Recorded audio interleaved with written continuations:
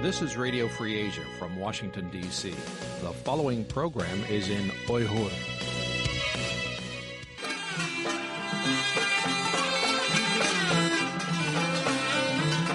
Erkin Asya Radyosu. Erkin Asya Radyosu.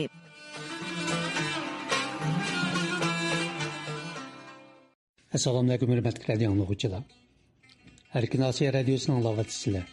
Amerika paytaxtı Washington'dan anlatıyoruz. Anlatılanın anlatışımızın 9 yanvar Perşembe günü programısı. Ben bugünkü program riyasətçisi Erkin mikrofon aldım.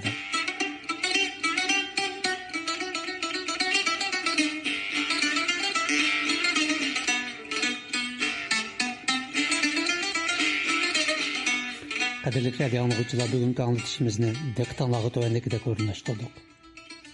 Bunun da aldı bilen xəbərlər səhifəmizi diqqətinizdə buludu. Ondan vəqə və mülahizə səhifəmiz boyunca anlatış verimiz.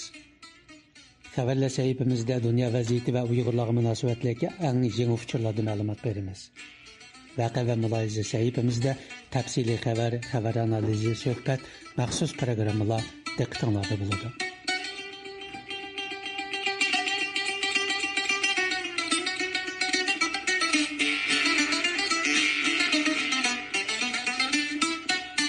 Qadirli radio dinləyicilər. Yuqorida bugünkü bir saatlik proqramımızın qısqacha məzmunlarına vaqf oldunlar. Tövəndə diqqətinizə təfsili məzmunları bolsun.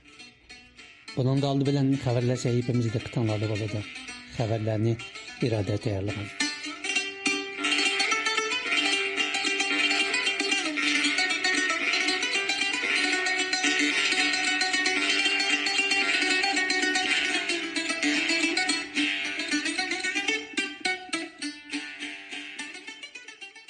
Xitayning Tangirtaq Toğır qatarlıq hökumət aratqılarının xəbərdən qaraganda, Uyğur Abnurallıq partkomining sekretari Ma Xingrui 9 yanvar günü Xotan viloyatida tashirishda bo'lgan.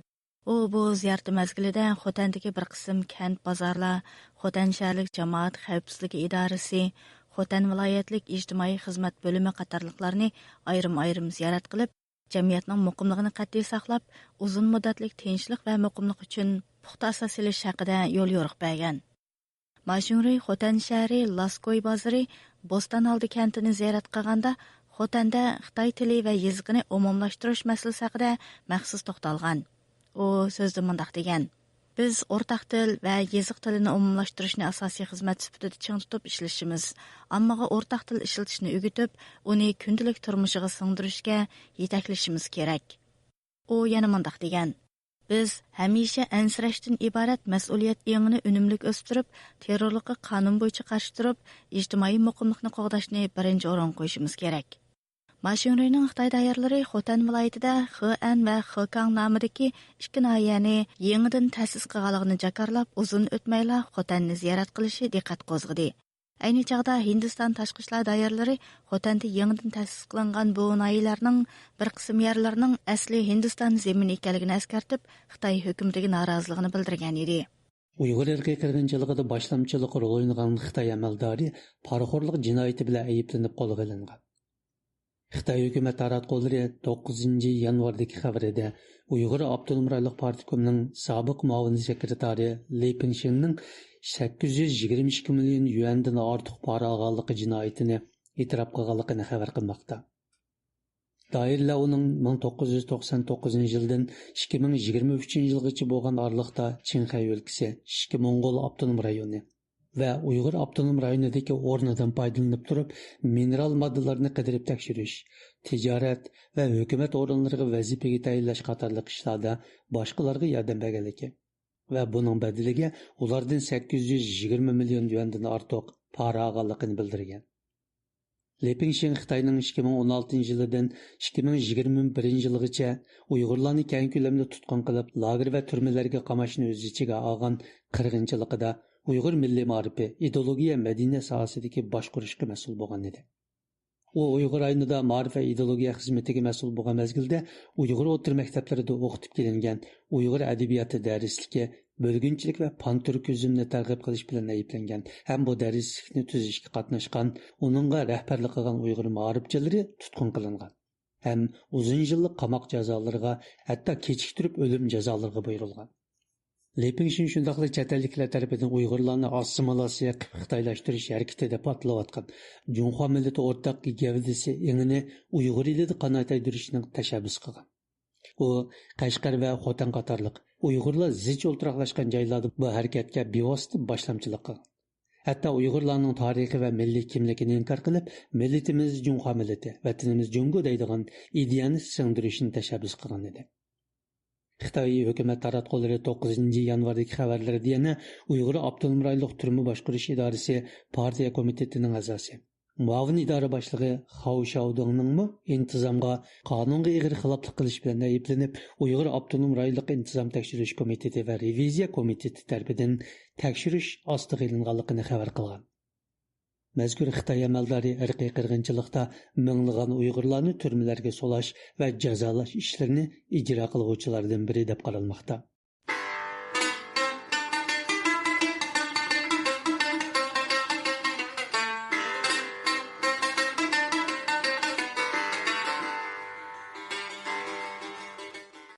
Amerikadagi nopozliq axborot organlaridan Bloomberg xabarlar torining bildirishicha, Xitoy hukumati 2024 yil ichida chet elliklarning Xitoyga sayohatga kelishini qolaylashtirish uchun misli ko'rilmagan qadam tashlab, nurg'un davlatlarga vizani bekor qilgan bo'lsa-mu, biroq u kutgan natijaga erisholmagan. Bloomberg torining eng yangi hukumat sonliq ma'lumotlarini tahlil qilishicha, 2024 yilning oldingi 3 faslda Xitoyga kelgan chet ellik ziyoratchilarning soni oz kam 23 million bo'lgan bo'lib, u 2019 yildagi o'xshash mazgildagi saviyaning aran 63% ni tashkil qiladi ekan.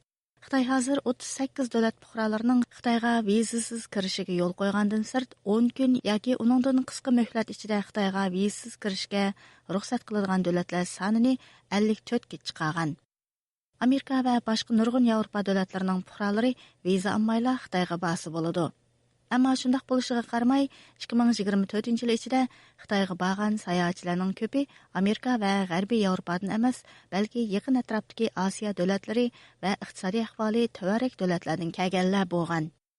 Xitoydagi Imperial Tours nomli bir sayohat shirkatining xo'jayini Bloomberg qilgan so'zida amerikalik sayohatchilarning hozirgi savdosining aran 40% ni tashkil qilganligini, Coviddan ilgari bo'lsa, bu raqamning 90% ekanligini bildirgan. Bloombergning ko'rsatishicha, buning sabablari ko'p xil. U Xitoyning geosiyosiy va natijada G'arb bilan bo'lgan iqtisodiy va siyosiy munosabatlarning o'zgarishi, G'arbda Xitoy haqidagi tanishning yomonlashishi va hamda chet el aviatsiya shirkatlarining Xitoydagi xalqaro liniyalarni azaytishidek bir qator omillarga tutishidir ekan. Beijingga nisbatan aytganda, uning viza siyosati orqali qaytadan g'arblik sayohatchilarni jalb qilinmasligi aslida qiyin sharoitda turayotgan iqtisodni ilgari surishi va mablag' selishga qulaylik yaratish iqtidorini cheklab qo'ydi ekan. Ham shundaqla chet ellardagi obrazini yaxshilashda mag'lub bo'lganligini ko'rsatib berdi ekan. Bloombergning tadqiqotchisi Bakchus gazetga so'zida Xitoyning ilgari ko'rilib baxmagan holda nurg'un davlatlarga vizani bekor qilishi uningdagi tashvishni ko'rsatib berdi degan. Xitoy madaniyat va sayohat ministrligi Bloomberg torining bu vaqtdagi savollariga javob bermagan. Xitoyning boshqarishidagi Xinhua agentligining 8 yanvardagi xabarida aytilishicha, yaqinda Uyg'ur eli bilan Tibet qatorliq joylarda yangidan bayqalgan leti zapsi soyasida Xitoyning umumiy leti zapsi 3 hassiga yaqin oshgan. Natijada Xitoy Chilidan qolsa dunyodagi ikkinchi cho'ng leti zapsiga ega davlatga aylangan. Xitoy geologiyalik tekshirish idorasi bu vaqtdagi sonliq ma'lumotida Xitoyning hozir yer sharidagi umumiy leti zapsining 16,5% ga ega ekanligini, bu raqamning ilgari 6% ekanligini bildirgan. Tibetda yangidan bayqalgan leti zapsi konlari 2800 kilometrlik belbog'ni o'z ichiga oladigan bo'lib, bu belbog'da 6,5 million tonnadan ortiq leti zapsi bayqalgan. Mutaxassislar bu zapasning 30 million tonnaga yetishi mumkinligini faraz qilmoqda ekan. Bu bayqash yana Tibetga qo'shni bo'lgan Uyg'ur eli va Qinxaydimi yangi zapaslarning bayqalish ehtimolligini kuchlantirgan.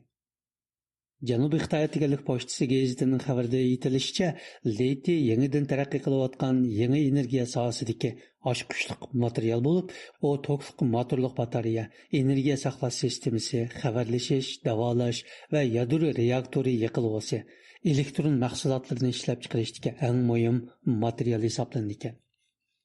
Uyg'ur elidagi litiy konlari uzundan buyon Xitoyni ta'minlab kelgan deb litiy batareyasi ishlab chiqarish sohasida Uyg'ur majburiy emgakining intayin eg'irligi xalqaro matbuotlarda oshkorlangan dedi. Navbatda Tibet va Uyg'ur elida yangi litiy zapaslarining bayqalishi bilan bu rayonlardagi muhit bulg'anishi hamda majburiy emgak xavfining yanada kuchayishi mumkinligi faraz qilinmoqda. Qadrli radio tinglovchilar, Amerika poytaxti Washingtondan oltyapmiz. Erkin Asiya Radyosu'nun anlavatçılar. Anlavatçılarla anlatışımızın 9. yanvar Perşembe günü programısı. Yukarıda haberlerini dinle. Tövende vaka ve mülahize sahibimiz dikkatini alın.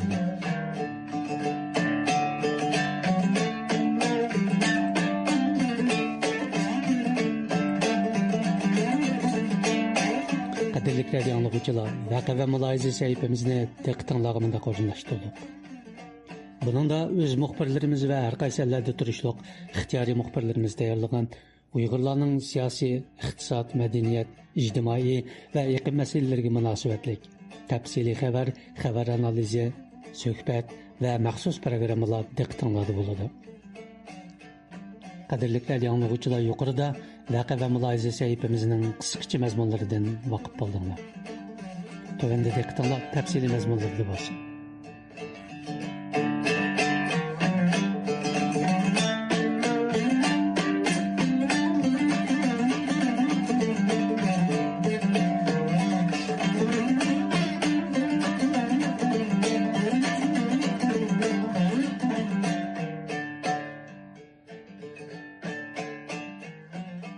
Xitoy hukumati yaqinqi bir qancha yilda o'zlarining bostirish harakatlarini Xitoyning siyosiy chegarasidan olqib, Yevropa va Amerika tavasiga yeyildirayotganligi ma'lum. Shuning bilan birga bu xildagi chegara olqigan zulm va tahdidlarda birdek Xitoy Kompartiyasining birliksa bo'limining bevosita rol o'ynayotganligi. Xitoyning bo'shi bo'lim orqali chet ellardagi Xitoyga qarshi faoliyatlarni bo'shkida ujuqtirish shaklida vayron qilishga urinayotganligi ko'plab bilinmoqda. Tövende muxbirimiz Azizning bu vaqtdagi tafsiliy ma'lumoti diqqatingizda bo'ladi. Xitoy Xalq Cumhuriyeti qurilishining oldikayında Xitoy Kompartiyasining dohiysi Mao Zedong shu vaqtdagi birlik sap bo'limini bizning qo'limizdagi angush ter deb atagan. Hamda uning jumhuriyat qurish musobasidagi roliga nihoyat yuqori baho bergan edi. Xi Jinping davriga kelganda mazkur bo'limning muhimligi qaytadan ta'kidlanib, birlik sap, qurolliq kurash va partiya qurilishi Kompartiyaning dushmanlar ustidan g'alaba qozonishidagi uch cho'ng angush ter deb madilandi. Halbuki g'arb dunyosida, jumladan Amerika tavasida qo'lga ilinadigan bir necha Xitoy jasusining bevosita holda mazkur birlik sap bo'limining yo'l yo'rig'i bo'yicha ish ko'rib kelganligi pash bo'lgandan keyin kishilarning bu masalaga bo'lgan diqqati texmo kuchayishga boshildi.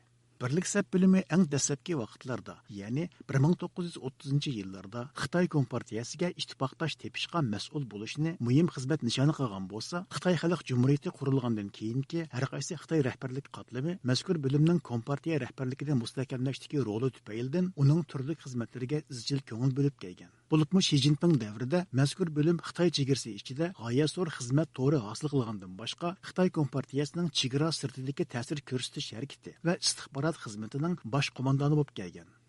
Mao Zedongdan keyingi 3 avlod Xitoy rahbarlik kollektivining aqldori bo'lib xizmat qilgan Wang Huning keyingi vaqtlarda Markaziy komitet siyosiy byurosi doimiy komitetining 7 kishilik a'zosining biri bo'lgandan keyin birlik sap bo'limining bosh xo'jayinligini ustiga olgan. Ana shu vaqtlardan boshlab birlik sap bo'limining chet ellardagi faoliyati raketasimon shaklda jonlangan. Bu jihatda birlik sap bo'limi istiqiylik holda saqchi va bexatarlik tarmoqlari bilan zich aloqa to'ri shakllantirib, butun xizmatlarning bir taxta shaxmat kabi ratlik bejirilishini ishga oshirgan. Bo'libmi chet el hukumatlarining Xitoy haqidagi siyosatlarini Xitoyning manfaatiga uyg'unlashtirish hamda chet elning ilg'or texnikalarini o'g'irlash. Buning uchun oliy maktablarda, oqillar markazlarida, fuqaroviy jamiyatlarda va boshqa ommaviy muassasalarda Xitoy haqidagi ijobiy qarashni umumlashtirish ularning muhim xizmati bo'lgan. Buning eng tipik misollaridan biri Xitoy hukumati g'oyat zo'r mablag' ajratib qurib chiqqan Kungzi instituti nomidagi markazlar bo'lib, mushu muassasalar orqali Xitoyning qanday mehribon mamlakat ekanligi ko'rinmas tutak shaklda keng tashviq qilingan. Shu qatorda chet ellardagi istixborot xizmatimi shularning kontrollik doirasida bo'lib kelgan. Buningda ular doim qo'llanadigan usullarning biri Xitoy hukumatı ta'min etgan g'oyat zo'r xizmat xarajati orqali chet el axborot sohasining Xitoy haqidagi tasvirini Xitoyga foydali shaklga o'zgartirish, chet ellardagi Xitoyga qarshi kuchlarni ko'zdan neri qilish hamda chet ellarda Xitoyparast kuchlarni yetishtirish bo'lib kelgan. BBC'ning oldin qatda e'lon qilgan bu vaqtdagi obzorda simvollik qilib, navbatda birlik sap bo'limi Xitoy uchun sezgur temalardan bo'lgan Tayvanning Xitoy territoriyasining bir qismi ekanligi, Tibet va Xinjiangdagi Xitoy bo'lmagan millatlarni bostirish harakatlari haqidagi tanqidlarni pastgo'yga tushirish.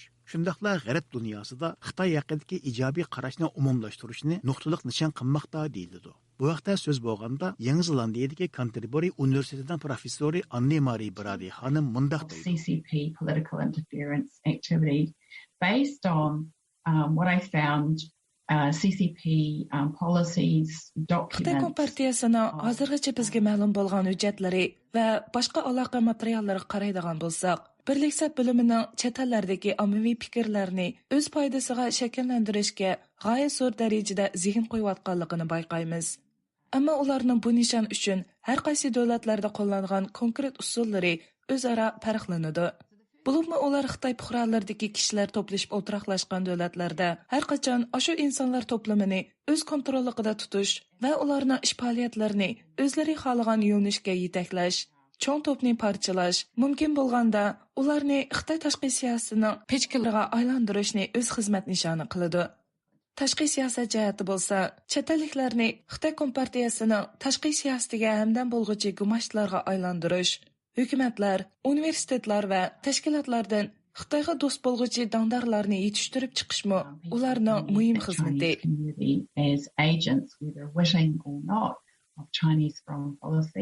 So that's very difficult for our Chinese diasporas. Xitoy birlik sap bo'limining Uyg'ur elidagi bostirish va qirg'inchilikqa hamdam bo'lishdagi eng chong roli hammalarni bir olgan osmonda to'g'ri yerda qopgan shakldagi nazorat sistemasida aks etadi. BBC'ning bu vaqtdagi obzorda aytilishicha, Xitoy doiralari Uyg'urlarning uylariga tuqqan bo'lish nomida o'rlashtirgan minglagan, o'n minglagan Xitoy kadrlari dal ana shu birlik sap bo'limining xizmatini qilganlar bo'lib, mushlarning dastidan Uyg'urlarning eng oxirgi shaxsiyat qo'rg'ini bo'lgan oilami ularning hech qanday maxfiyatlikni saqlab qolanmas bo'lib qolgan. Bu tuqqan bo'lgan kadrlar bir yoqdan Uyg'urlar nazorat qilsa, yana bir yoqdan Xitoylashtirishning turli qadamlarini amalga oshirishga riyosatchi bo'lgan.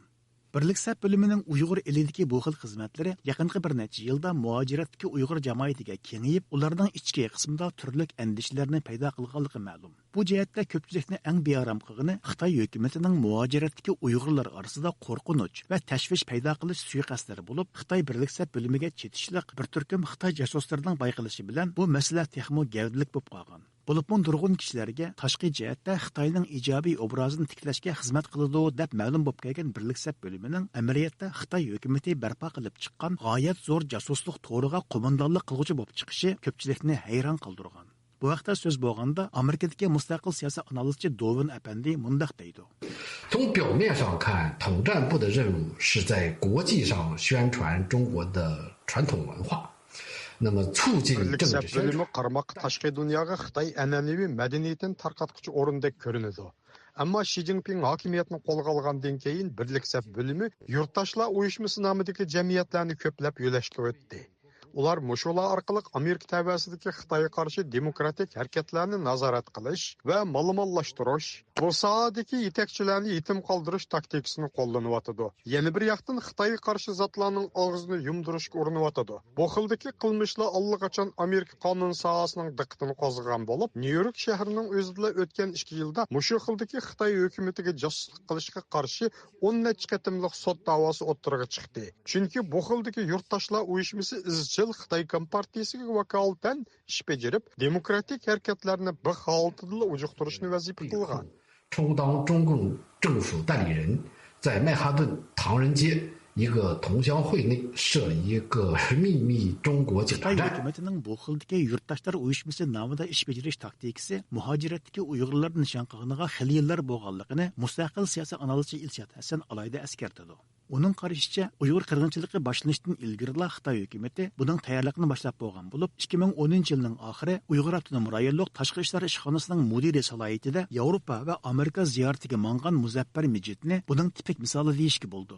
U shu vaqtda Amerika tavasida aylanib yurib, vazxonlik qilgan hamda bir turkum Uyg'urlarni atrofiga to'plash, shu orqali Amerika Uyg'urlarining ko'nglini uftish, chiritish va ularni parchalash qasdiga tushgan. Buning ta'siri bo'lsa, bugungi kunda texmo gavdalik bo'lgan. Şinjanlık Yurttaşlar Uyuşması namidagi Xitoy tashkilotlarimi o'xshamagan joylarda qurilishga boshlagan. Avustraliyada bo'lsa, atalmış Şinjan Tongshanhui qurdi. Amerikaninki San Fransiskoda Tongshanhuisi bor. Shu Tongshanhuiga birlikda ishlayotgan hatto ba'zi Uyg'ur munofiqlar bor. Yoshlarni qo'rqitib, ularni makirib olgan. Turkiyada texmi bor, boshqa davlatlarda bor. Bularning hammasi shu birlik sapning nomida qilayotgan. Bizning vatandimi har bir nahiyadan tortib yezgacha birlik sap ishxonasi bor. Buningda ishlaydigan birlik sapning 5 Xitoy bo'ladi. Muavini odatda Uyg'ur. Bular orqali shu yerdagi Uyg'urlarningki orasida nima paranglar bo'lyapti, hammani shu orqali nazorat qiladi. Uningki tutadiganni tutadi. Uyg'ur elidagi qirg'inchilik xalqaro zo'r xabar temalarining biriga aylangandan keyin Xitoy hukumatı tezdan ishga solgan qarshi tadbirlarning biri Şinjan haqidagi hikoyalarni yaxshi so'zlash tashviqoti bo'ldi. Birlik sap bilimi dal bu xizmatning o'ngishli qanot yeyishiga eng zo'r darajada to'p qo'shib, turli vositalar orqali Uyg'ur elida hayotlikning normal davom qilayotganligi, har millat xalqining baxtiyor va inoq ishkanligi haqidagi tashviqot uchurlarini ko'plab o'tirg'a chiqardi. Buningda ular qo'llangan usullar haqida so'z bo'lganda Ilshod Hasan buningdagi eng qabih vositalarning biri Xitoy hukumatining o'z go'shini o'z yig'ida qo'rishda ko'hna chorni ishga solganligi deb qaraydi. Uning qarashicha, buningdagi tipik misollarning biri chet el fuqaroligini olgan bir qism Uyg'urlarga vatanga qaytib urug' tuqqanlarni ziyorat qilishga oldin yo'l ochib berish bo'lib, ularning Xitoy vizasi elishi va Xitoyga safar qilishiga o'ng'aylik yaratib berildi. Buning bilan Xitoy hukumati birni berib, o'nni elish shaklda o'z manfaatiga yo'l ochadi. Buningdan boshqa Dunyo Uyg'ur qurultiyi yoki boshqa Uyg'ur tashkilotlarining obro'yini to'kish, ularning xizmatlarini inkor qilish, tashkilotlar aro ixtilof tug'dirishmi ularning doimli xizmatlaridan hisoblandi. Mayli Turkiyada bo'lsin, mayli Amerikada. Masalan, Turkiyada bulto, Turkiyadagi ilqi Sabir Bug'ra degan 20-30 dak Uyg'urni tashkillab vatanni ziyorat qilib keldi. Ammo bu birlik sapninki Turkiyadagi faoliyati. Amerikaga kelsak, Amerikada Kaliforniya, boshqa shtatlar orqali yerlarga bulto uning oldingi yillarida kelib, mashadagi Uyg'urlar bilan ko'rishib, basanglar bo'ladi, yaxshi bo'lib ketdi, anda-manda da'vat qilamiz shu birlik sapning avatga. Atalmış Uyg'urlarning peshqadam kadrlari, cho'ng ziyolilar pensiyaga chiqqan. Bular orqali bu tashviqotni ip berib, shuning bilan mang'uzyapti. Yani birisi Xitoyning elchixonalari yanıla birlik sapning nomida har yili chag'onlarida Xitoyningki atalmış Oktyabr bayramida mushta kunlarida elchixoni maxsus ziyofat berib, buningga ba'zi Uyg'urlarni, ya'ni atalmış chet eldagi muhojir, birlik sap do'stlar degan nomlar bilan bularni taklif qilib, bu yerda Xitoyning tashviqotini qilg'izyapti. Şinjan haqidagi hikoyalarni yaxshi so'zlash tashviqoti uchun birlik sap bilimi qo'llangan Xitoy safariga o'ng'aylik yaratib berish qatorliq choralarning tezla o'z unumini ko'rsatganligi ma'lum. Bo'libmi Xitoy hukumatining Uyg'ur elidagi zulm va qirg'inchilikni inkor qilish tashviqotining, shuningdek Xitoyning bu xildagi tashviqotlariga o'zlarimiz sezmagan holda moslashib, tuqqan yo'qlab salomat qaytib kelgan Uyg'urlarning ko'payishi bilan bir qism sohalar hamda shaxslarning Uyg'ur elida unchalik og'ir zulm mavjud emas degan qarashga moyil bo'layotganligimi ko'plab bilinishga boshlamoqda. Buning eng gavdalik ifodalaridan biri zulm ko'rganligi hamda zulm ko'rdiganligi sababidan siyosiy panohlikqa iltimos sunib, musofirlik salohiyatiga erishayotgan Uyg'urlarning panohlik iltimoslari yaqinqi mezgillarda orqama-orqadan rad qilinishga boshlagan. Bu vaqtda so'z bo'lganda Amerika Uyg'ur birlashmasining raisi Elfidar Eltabir mushaqil yuzlanishni alohida eskartdi. Uyg'ur irqi qirg'inchiligi hali ham davom qilyapti. Xitoy hukumatining yaqinda chegaralarni ichib, ba'zi Avropa davlatlariga vizasiz Xitoyga berishni yo'lga qo'yishining sabablarining birisi Xitoy hukumati bizning xalqimizni tutadiganlarni tutib, turmalarga solab, ovozimizni chiqaramaydigan shaklga akirayotgandan keyin endi chegaralarni ichib, xalqaroni aldash, irqiy qirg'inchilik yo'q degan tashviqotni davom qildirish uchun deb o'ylayman. Afsuski, uzun yillar bo'yi oilasini ko'ramagan ba'zi Uyg'urlarimizdan hayotini xavfga qo'yib turib, vatanga berayotganlar bor.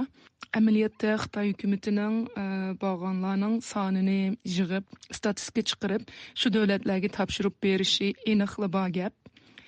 Bu qarindoshlarimiz o'zi bilib bilmay, bundan keyingi Uyg'urlarning siyosiy panohlik ishlariga ta'sir qilyotdi deb o'ylayman.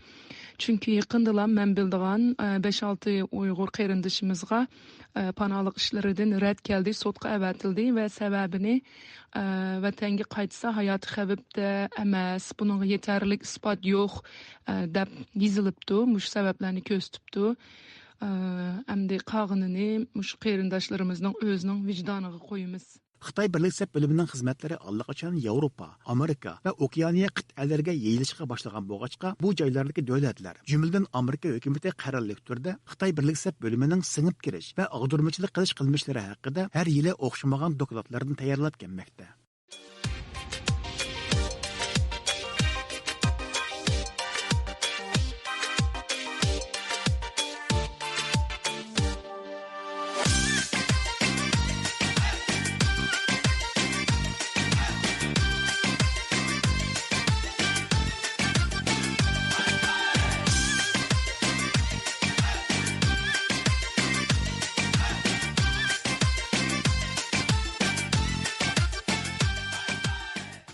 Növətdə Xitayning rəsmi taratqularında Uyğur qızlarının Xitay yerlərinə yatıq bo'lishini rəğbətləndirish təşviqatı normallaşışqa qarab yüzlənməkdə. Obzorchilarning qayd qilishicha, burun yo'q deyarlik bo'lgan Uyğur qizlari bilan Xitoy erlari orasidagi atalmish to'ylashishning navbatda irqiy qirg'inchilikning mohiyatiga xilof holda ko'payishi kishilarni hayron qoldirmoqda ekan. Bunun arkasındaki sebeplerge qiziqsanız, diqqətinizə obzorchimiz Asiya Uyg'urning bu vaqtdagi obzorida bo'lsin. Obzordagi qarashlar avtorning o'ziga tava. Radiomizga vakillik qilmaydi.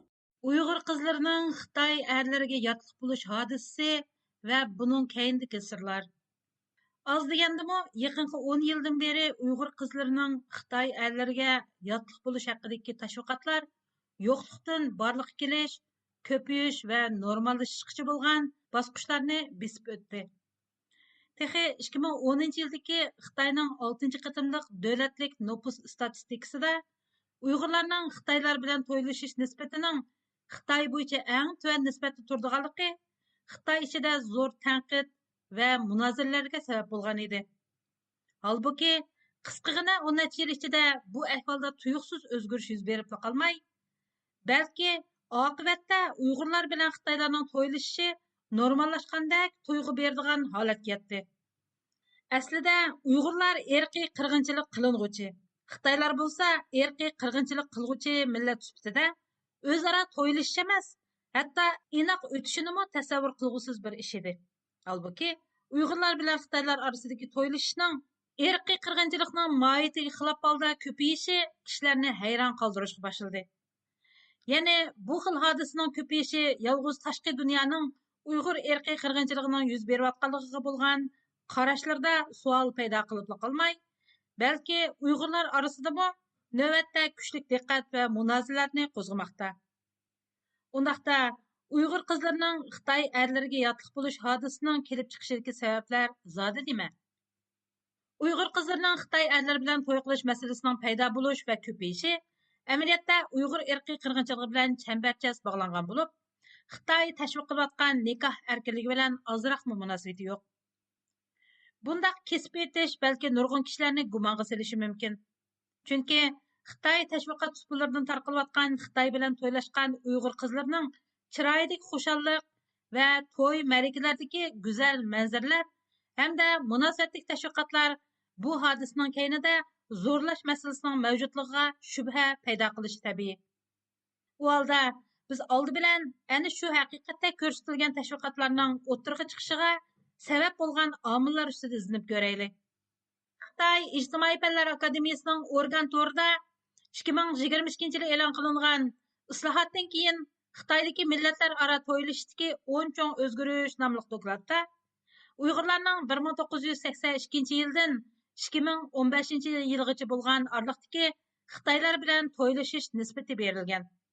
Bu nisbat bo'yicha qaraganda Uyg'urlarning Xitaylar bilan to'ylashish nisbati 1982 dan 2015 yilgacha bo'lgan 23 yil ichida Xitoy bo'yicha eng tuvan nisbatni saqlab kelgan. Demak, Uyg'urlarning Xitoylar bilan to'ylashishining bugünkidek normallashgan holati faqat keyingi 10 yilda paydo bo'lgan deyishga bo'ladi.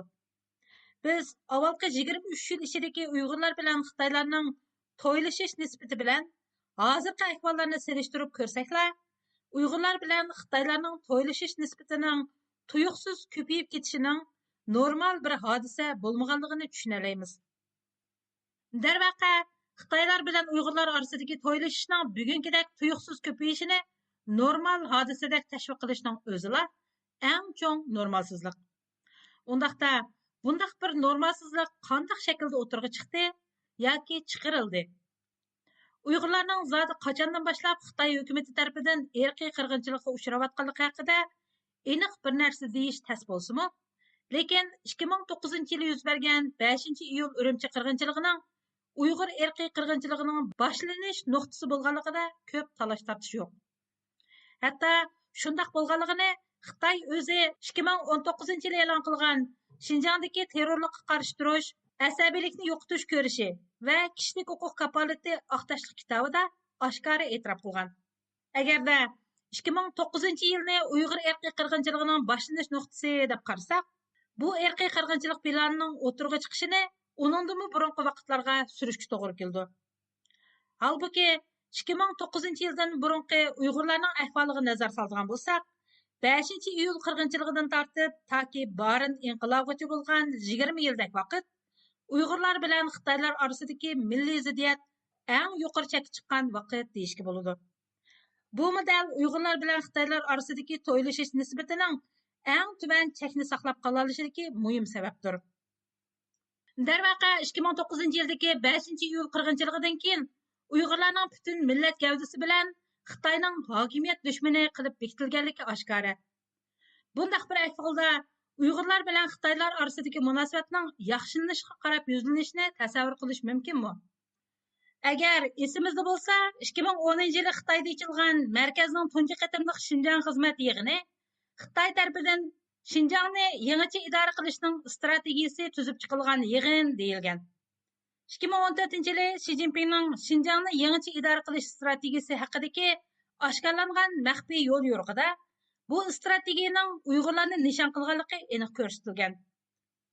Ya'ni Uyg'urlarning yiltizini quritish, avlodini uzish, beg'ini kesish, manbasini kesib etishning Xi Jinpingning atalmish Xinjiangni yangicha idora qilish strategiyasining o'zi ekanligi aniq deyilgan.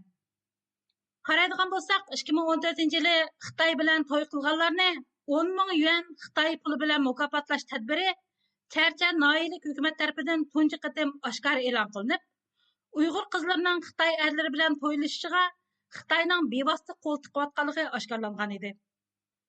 2014 yili Uyg'ur elida 200 ming Xitoy kadri Uyg'urlarning uylariga ko'chib kirish siyosati yo'lga qo'yilgan yil bo'lib, Uyg'urlar millat bo'yicha 3 xil kuch gumondori deb qaralgan. Bu vajidan atalmish Uyg'ur xalqiga yozilgan uch xatlar tashviq qilinib, Uyg'urlarning 3 xil kuchlardan chegarasini butunlay ayirib, maydonni oshkora jakarlashi talab qilingan. Uyg'ur diniy zotlar olma usuliga tushirilgan. Uyg'ur kanat kadrlari cho'shqa go'shini o'z ixtiyorligi bilan yegan. Cho'shqa boqqan, o'z kimligini Xitoy kimligiga o'zgartgan, musulmon kimligidan voz kechganligidek turli yangiliklar orqa-orqadan o'tirg'i chiqqan. Hatto Janubiy Uyg'ur elining yezi kanatlaridagi Uyg'ur aholilar kollektiv holda madaniyat zo'r inqilobidan burungi davrlardagidek 3 xil kuchlarni kurashga tortish, gunohiga tövba qildirishga, o'zaro nazoratchilik qilish va gumonli kishilarni hukumatga chiqishtirishga qo'yilgan. Bunday ahvolda Uyg'urlarning to'ylashganda nikoh o'qish, o'lim yetimda ibodat qilish qatorliq urf-odatlarimi radikallik deb cheklangan. Xinjiang saqchi hujjatlaridagi ma'lumotlarda oshkorlangan uchurlarga qaragandimi, bu vaqtlarda Xitoylar bilan to'ylashni rad qilishmi o'xshashla radikallik deb bekitilgan. Yig'inchoqlaganda Uyg'ur qizlarining Xitoy erlariga to'y qilish hodisasining ko'payishi Дәл Ши Цзиньпиннің Уйғурларның йылтызını qurtish, avlodini uzish, beg'ini kesish, manbasini qurtishdek vahshiyona irqiy qirg'inchilik ko'rsatmasi bilan avjiga chiqqanligi aniq. Ya'ni bu hodisaning keyinida qarasang ko'zingni uyman, yig'lasang tilingni kesiman degandek razil taqiblarning borlig'ini taxmin qilish tas emas. Demak, Uyg'urlarning ahvolini xuddi George Orwellning 1984 nomli romanidagidek Uyg'urlarning barliq huquq va erkinligi Xitoyning nazorati ostida bo'lgan. O'zligini ifodalash, fikr bayon qilishlar butunlay cheklangan. Turli nazoratlar hamma yerni qoplagan. Kishilar orasida ishonch turg'izish imkoni yo'qotilgan. Qisqasi, Uyg'ur qizlari Xitoy ellariga to'yilishda yo'q deyishlar emas, balki azoblanishga yo'l qo'yilmaydigan bir vaziyatda deb faraz qilishga tamoman bo'ladi. Lekin mushundaq taqiblashlar ostida Uyg'urlarning Xitoylar bilan to'yilish nisbatining yanada Xitoy orzu qilgandek ko'p emasligi kishini umidlantirdi. Ya'ni Xitoy manbali usullardan qaraganda Uyg'urlarning Xitoylar bilan to'yilish nisbati 2020-yili Xitoyning 7-chi qatimliq nopus tekshirishida yanada 0.62%lik tuvan nisbatni saqlab qolgan. Bu ahvol Xitoyning Douyin, TikTok qatorliq uchur vositalarida to'xtamay tashviq qilayotgan Uyg'ur qizlarining Xitoy erlariga o'zlari xolab tegishi va bundaq to'ylashish nisbatining ishiyotganligi haqidagi uchurlarning Uyg'urlarning haqiqiy realligi bilan muayyan farqi borligini, Uyg'urlar bilan Xitoylarning to'ylashishi normallashgandek ko'rinishlarning amaliyotda Xitoy tashviqotining ta'siridan o'tirg'i chiqqanligini ko'rsatdi. Qisqasi, Uyg'ur qizlarini majburiy holda Xitoy erlariga yotliq qilishni, Uyg'urlarni yo'qotishning bir usuli qilish madaniy dunyoda qabul qilinmaydigan qabihlik bo'lib qolmay, balki irqiy qirg'inchilik ostidagi Uyg'urlarning o'zligini saqlash va kimligini qo'g'dash yengini Xitoyning irodasiga qarshi holda texmi kuchaytirdi xolos.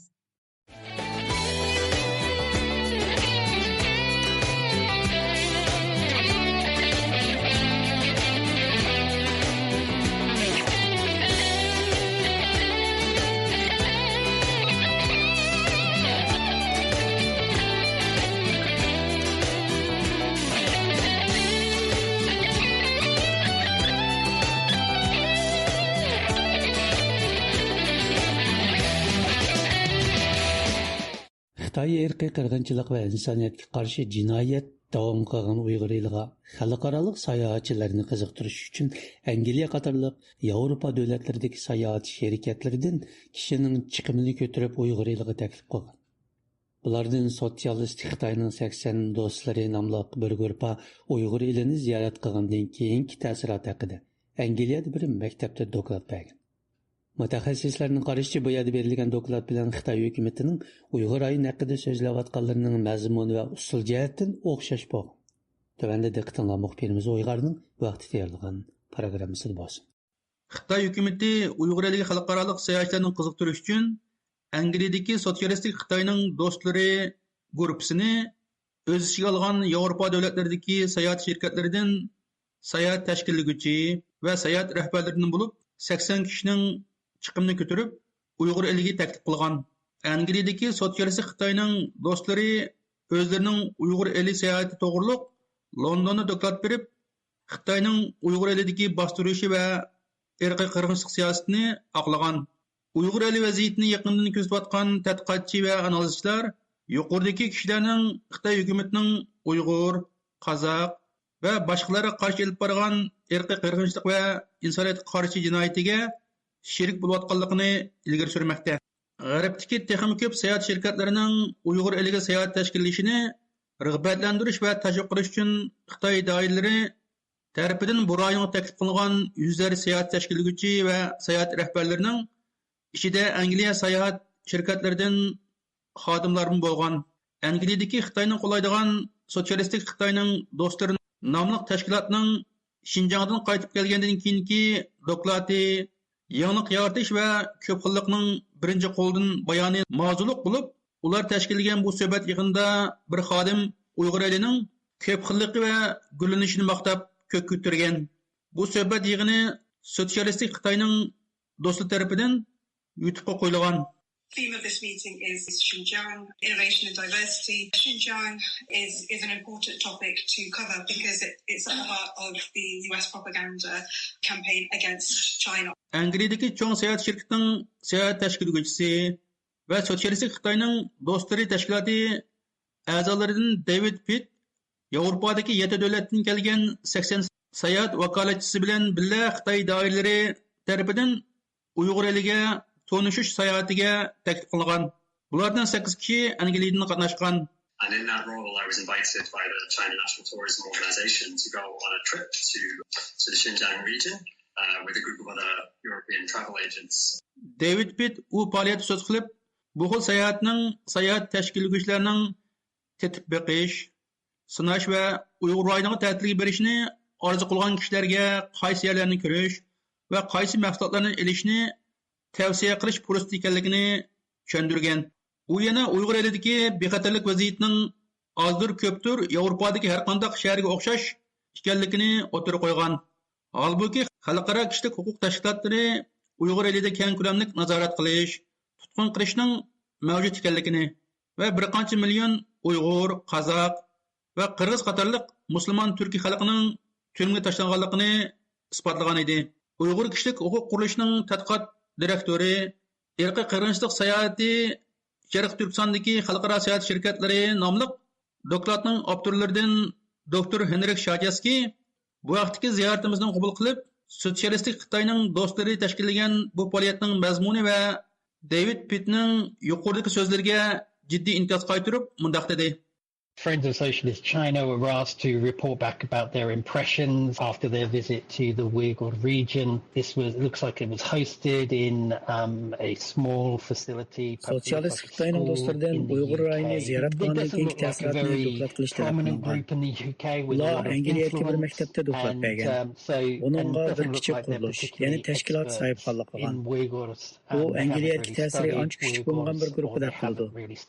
Shunga ular Uyg'urlar haqida mutaxassis emas. Ular haqiqiy tekshirish va tadqiqotni ilib bormagan. Uyg'ur tilini bilmaydi. Ularning mutaxassisligi ularning ideologiyasi yoki sotsializmga bo'lgan e'tiqodidan kelgan. Shuni ular bir tarafdan qarashni o'tirib qo'ygan. Buningdagi maqsad bu guruhlar Xitoyning kuchlarini yeyish uchun Xitoy Kompartiyasi tomonidan bu ish qabul qilingan. Xitoy o'xshamagan usullar orqali tashviqotlarni tarqatishga urinmoqda. Uning bir usuli bo'lsa, o'zining huquqlarining chet ellarda pash bo'lishi yoki ishonchsizlik sababdan chet elliklarni Uyg'ur rayoniga taklif qilib, ularga bu rayonning yasalma yuzini ko'rsatib, ularning o'z davlatlari qaytgandan keyin Xitoy uchun ijobiy dokladlarni berishni qo'lga keltirishdir. Xitoy davlati demoqchi bo'lganlarni o'zlari demak bu vakolatchilar, ya'ni sotsialist Xitoyning do'stlarini ishlatib, ular orqali deydi. Bu shaxslarning siyosiy ideya maydoni sababidan bir tarafdan qarashlari bor. Rostini esa bu yerda berilgan doklad bilan Xitoy hukumatining Uyg'ur rayoni haqida so'zlayotganlarining mazmuni va usulida o'xshashlik bor. Of his political ideological stance. And let's be honest, the report that's being given back is more or less the way that the Chinese government talks about the Uyghur region. Amerikadagi Rand siyosat tadqiqot markazi strategiya va xavfsizlik mutaxassisi Dr. Raymond Ko Xitoy doiralarining Uyg'ur elida hamma ishning normal ekanligini ko'rsatish uchun Sovet ittifoqining tashviqot faoliyati uchun Potemkin kentini qurganga o'xshash saxta yerlarni qurib chiqqanligini ilgari surdi. Shundan bilan bir vaqtda David Pitt qatorliq kishilarning Xitoyning manfaati uchun ishlaydigan ahmoqlarning biri ekanligini tilga olib mundaq dedi. I mean, it reminds me most of the Potemkin villages in the Soviet Union where, they set up these fake villages in order to kind of say to outsiders, like, hey, everything looks fine. And so, a lot of people haven't commented, but it strikes me that... Bu manga Sovet ittifoqining tashviqot faoliyati uchun qurilgan Potemkin kentini eslatadi. Sovet ittifoqi saxt kentlarni qurib, sirtdan kelganlarga u yerda hamma ishning normal va yaxshi ekanligini so'zlagan. Nurg'un kishilar buni baho berdi. Xitoy hukumati yerlikning qarz masalasini hal qilib, yerlikdan kelgan besimni azaytish va xomchotni taqqoslashtirishga turtki bo'lish. Shuning bilan bir vaqtda Uyg'ur rayonida hamma ishning joyida normal ekanligini bayon qilish uchun buni qilyotdi. Menimcha Xitoy tashkillagan bu faoliyatga qatnashgan kishilarning ba'zilari Xitoyning manfaati uchun ishlaydigan arzon baholiq ahmoqlardir. other dollars, whether domestically or internationally, and then at the same time kind of present this narrative that everything over in Xinjiang is fine. Some of this is to find useful idiots, quote unquote useful idiots. David Pitt yana o'zining musulmonlarning muqaddas joylari va masjidlarini ziyorat qilishga elib berilganligini, bu rayonning ko'pxilligini va inoqligini, shundaqla Xitoyning Uyg'ur meroslarini saqlab qolganligini maqtagan. Halbuki xalqaro kuzatuvchilarning fikri va sun'iy hamro orqali tortilgan suratlarga qaraganda, minglagan masjid va boshqa diniy so'rinlar yo'q qilingan yoki buzilgan. Avstraliya strategik siyosat tadqiqot instituti e'lon qilgan 2020 yillik dokladda Xitoy hukumatining 2017 yildan buyon Uyg'ur rayonida taxminan 16 ming masjidni chaqib tashlaganligi yoki buzib o'tganligini e'lon qilingan edi. Bu faoliyatda David Pitt bu dokladlarni G'arbning soxtaligi deb tasvirlagan. U Xinjiang qartilgan tashviqot va jazo rayonning taraqqiyotiga buzg'unchilik qilishga urinishning bir qismi degan. U yana bu bir qaltis ish. Bu bek ko'ngillik. Siz Xinjiangni ziyorat qiling va u yerda barpo qilingan hayotni ko'ring degan.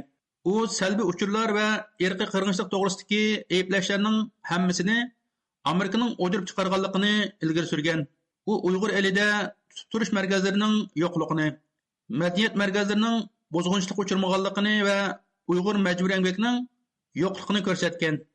Propaganda and sanctions on Xinjiang are part of an attempt to undermine this level of development. That's been make the economy scream, as Nixon said about Chile. This is the attempt to cause destabilization in the region. Uyg'ur eli va Xitoydagi oliy maktablarda o'qituvchilik qilgan Amerikalik antropolog, ma'rifchi Dr. Filiz Vakab xonim ziyoratimizni qabul qilib, David Pittning yuqoridagi so'zlariga raddiya berib mundaq dedi. He neglected to mention the enormous increase in the number of Han in the last 40 or 50 or 60 years. I mean, this is a brand new U bergen dokladida yaqinqi 50 yoki 60 yilda Xinjiangda Xitoy nupusining g'oyat zo'r ko'payishini tilga ilishga sal qaragan. Demakchimanki, Xitoy hukumati qo'llagan yangi ko'chmanlar programmasining yordami bilan bu rayonga g'oyat zo'r sonda ko'chib keldi. U yana Xitoyning Xinjiang 2000 yil hukmronlik qilganligi to'g'risida so'z qilgan. Albatta, buni Xitoy manbalarida shunday deydi. Men 8 yil ilgari Xinjiangda, ya'ni Sharq Turkistondagi vaqtimda kamera va bexatarlik xodimlari hamma yerda bor edi. Bexatarlik tekshirish punkti nihoyat keng tarqalgan. Shaharlardami bexatarlik tekshirish punkti bor edi. Janubiy Ipak yo'lidagi ba'zi kichik shaharlarda aylanib yurish mumkin emas. Men u yerlarda masjidni ziyorat qilay deganimda masjidlarning hammasining eshigida qulf bor edi. Men Qashqardagi cho'ng masjidni ziyorat qilganimda masjidga kirish uchun haq oldi. U bir muzey edi, ya'ni masjidni muzeyga aylantirgan edi. Men 2018-yili borganda masjidlarning keng ko'lamda taqalganligini bayqadim. 1987-yili Xinjiangga tunji qitim borganimda ahvol undaq emas edi. Closing off mosque to be much so than when I was there in 2018, or than I had been in 1987 when I was first there. Amerikadagi siyosiy analizchi Gordon Chang Xitoy hukumatining Xinjiangning go'zal obrazini yaratishga urinayotganligini, Uyg'ur eliga sayohat tashkilotchilarining Xitoyning irqiy qirg'inchiligiga sherik bo'layotganligini ilgari surdi. Bu mundaq dedi. China's regime is desperate to present a pretty image of what it calls Xinjiang. It is committing atrocities there, and it will host tours of the region to make its case. Xitoy hukumati Xinjiangning go'zal obrazini yaratishga urinmoqda. Xitoy hukumati u yerda vahshiylik qilmoqda. O'zining qilganlarini oqlash va o'zini haqli qilib ko'rsatish uchun bu rayonga sayohat tashkillayotdi. Bu sayohatni tashkillaganlar Xi Jinpingning Uyg'ur, Qozoq va boshqalarga qarshi bo'lgan qirg'inchilik va insoniyatga qarshi jinoyatlarga sherik bo'lyotdi. Bu davrimizning eng og'ir jinoyatidir. Xi Jinping's genocide of the Uyghurs, Kazakhs, and other Turkic minorities, and his crimes against humanity. These are the worst crimes of our era. Qadrli radio anglag'uchilar, bu programmani Washingtondan Uyg'ur tayyorladi.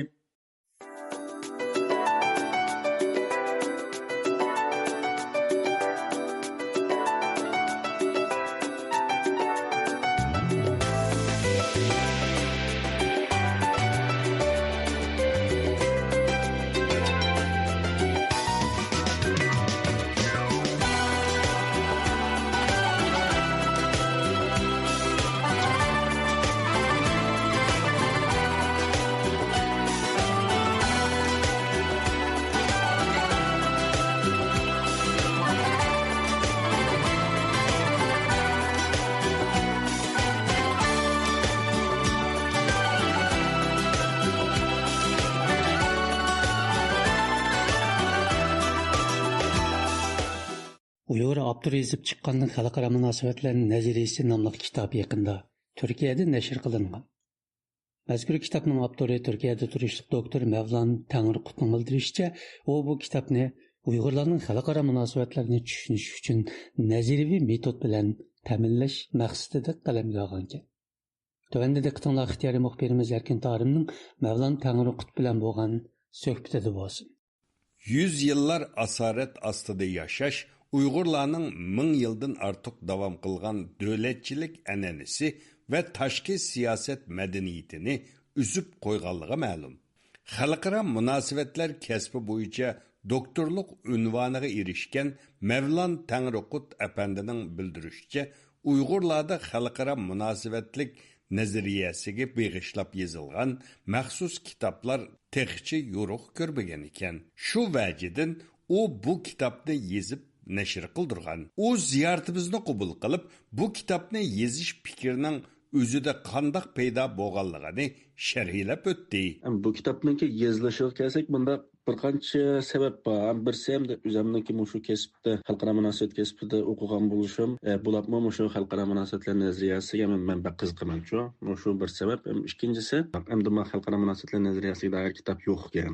Lekin bu Xitoychada bakcha Urumchidagi kitobxonalarim bordim. Urumchidagi kitobxonalarim endi bu xalqaro munosabatlik kitoblar undaq jiq emaskan jurnal yo'q ekan. Ondan undan keyin yana bir muhim sabab nima desam, bu biz Uyg'urlarning orasida xalqaro munosabat masalalarini hammadan analiz qilgan. Analiz qilish xato emas, lekin shuni biladigandek, ham shunaqa munosabat hamma narsani bilib bo'lgandek, ayda nim qilganda qisqa qilib aytgan vaqtida, shuning bilan bu xalqaro munosabat degan narsa hammadan nim deb baqsa bo'ladigan bir narsaga aylanib qolgandek bir narsa tuyg'u berdi, cho'mi? Lekin turklar bilan birga o'qidik, chet elliklar bilan birga o'qidik. Ularda bunda narsa yo'q. Hech bo'lmaganda maktabda o'qiganlarda yo'q endi. O'zi bilmagan narsa to'g'riliq, men buni bilmayman deb o'ltirdi. Lekin shu bizda bak cho'ng temalardimi, xalqaro munosabatning bak cho'ng temalarida buningga bu kasb bilan munosabatsiz odamlarni qilgan bir ahvol sal ig'irroq ekanimda. Bu endi bir tarafdan kulkili, yana bir tarafdan achinishli bir ahvol. Shu men buning sababini endi shu saada jiq materiallarning bo'lmaganligi sababidan shundamiki deb o'yladim men endi. Shunga xalqaro munosabat nazariyasi bo'lib, xalqaro munosabat nazariyasi to'g'riliq bir kitob yozilsa, balkim foydasi bo'ldi ekan deb o'ylab, endi shu sabablar bilan yozdim deb qarasam bo'ldi bu kitob. Hozirgi xalqaro sistemaning dastlabki ramkasi shakllangan davlatlar aro munosabatlar tadqiqoti yangi bir bosqichga kirgan 1648-yili Sharqiy Turkistondagi davlatchilik an'anasi oxirgi tarixni beshidan kechirib 1680-yil atrofida Seydiya xonligi munqariz bo'lgandan keyin bu an'anani davomli yoshitish mumkin bo'lmadi. Shu kundan tortib Uyg'urlardagi davlatchilik engi yo'qolishga qarab yuzlandi. Undaqda doktor Mavlon Tangriqut yozgan Xalqaro munosabatlar nazariyasi nomli kitobda nimalar bayon qilingan? Bu vaqtdagi savolimizga Mavlon Tangriqut apandi mundaq javob berdi. Xalqaro munosabat nazariyalarining endi cho'ng nazariyalarning asosan hammasi bor deb qarashga bo'ldim. Endi yana bir nazariya degan vaqtda tushuniksiz, quruq gap yoki tushungil bo'lmaydigan bir narsa emas amaliyotda. Bir tushunishli, qiziqarli shaklda yozishga tirishdim. Endi buning ichida nima taxmin tafsiliy nima degan vaqtda, masalan, xalqaro munosabatlar nazariyasining realizm bu eng cho'ng, eng ko'na xalqaro munosabat nazariyalarining biri. Andın liberalizm deymiz, İngiliz aqimi, marksizm, barpochilik nazariyalari, feminizm, endi mag'arib markazlik bo'lmagan nazariyalar deganda hamda asosligi Xitoy xalqaro munosabat nazariyasi bilan islom xalqaro munosabatlar nazariyasi bular bor. Bu kitobni boshdan oxir o'qigan kishi nimalarni o'rganadi degan savolimizga u mundaq javob berdi.